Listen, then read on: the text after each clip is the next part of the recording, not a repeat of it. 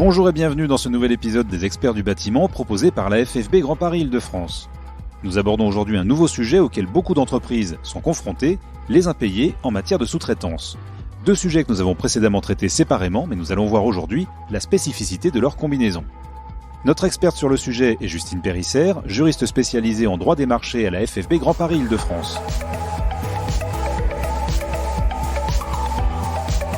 Bonjour Justine et merci d'être avec nous. Bonjour. Justine, pouvez-vous nous dire quelle solution s'offre à un sous-traitant qui fait face à des factures impayées ? Alors comme pour tout impayé classique, le sous-traitant dispose de plusieurs solutions.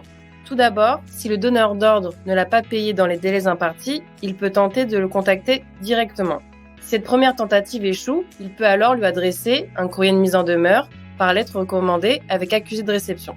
Si il n'obtient pas de réponse, il pourra alors adresser une requête en injonction de payer devant le tribunal compétent, donc soit devant le tribunal de commerce, soit devant le tribunal judiciaire s'il s'agit par exemple d'un syndicat des copropriétaires. Il faudra alors évidemment disposer d'éléments pouvant justifier la créance. À noter que cette procédure est peu coûteuse et rapide. Malheureusement, il se peut que le tribunal rejette sa requête. Dans ce cas-là, il pourra alors assigner l'entreprise principale au fond ou en référé, mais évidemment là, cette procédure sera plus longue et plus coûteuse. Il n'y a donc pas de différence au fait d'être sous-traitant face à un impayé ? Si, bien au contraire. Le sous-traitant dispose de moyens spécifiques. Par exemple, en marché privé, la loi du 31 décembre 1975, relative à la sous-traitance, impose à l'entreprise principale de fournir, dès la conclusion du contrat, une garantie de paiement au sous-traitant correspondant au montant du marché, éventuellement aux travaux complémentaires. Cette garantie de paiement peut prendre deux formes, soit d'une délégation de paiement. Dans ce cas-là, le maître de l'ouvrage s'engage à régler toutes les factures de travaux au sous-traitant directement. Soit, elle peut prendre la forme d'une caution bancaire. Dans ce cas-là, le sous-traitant sera payé directement en cas de défaillance de l'entreprise principale. Vous l'avez bien compris, cette garantie de paiement constitue un outil de protection important pour le sous-traitant.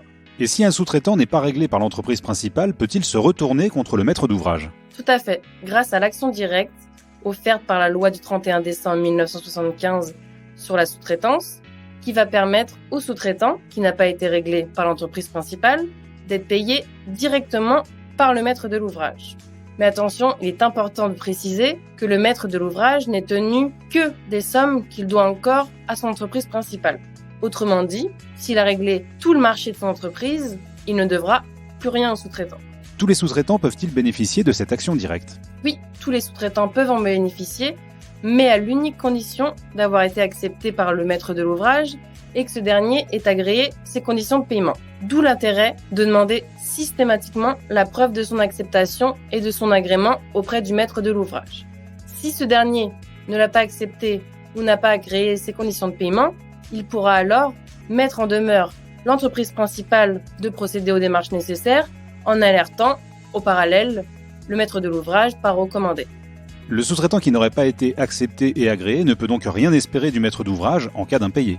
Non, mais le maître de l'ouvrage qui avait connaissance de l'intervention du sous-traitant sur le chantier et qui n'a rien fait, commet une faute.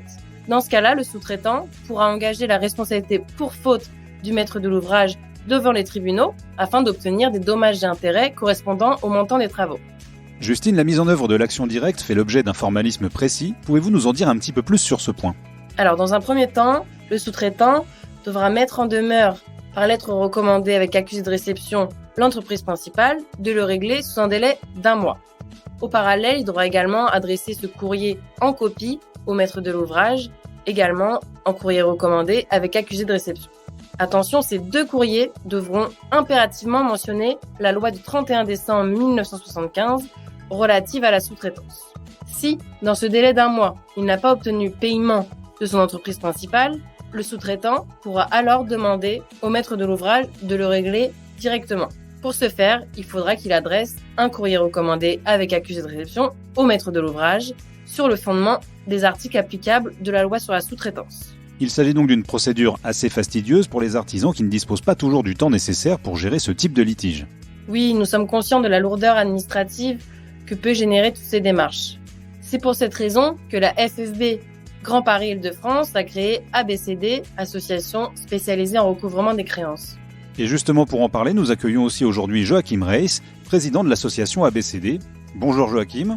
Bonjour. Pouvez-vous nous présenter cette association et les actions qu'elle peut mettre en place pour aider les entrepreneurs dans le cadre de leurs impayés?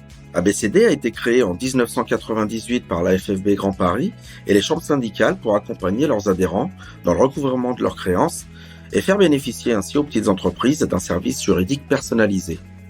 ABCD effectue ainsi les mêmes démarches qu'une société de recouvrement en privilégiant toujours le règlement amiable de litige. Elle adresse pour le compte des adhérents des courriers à la partie adverse en vue de trouver une solution amiable et se charge du dépôt et du suivi des requêtes en injonction de payer.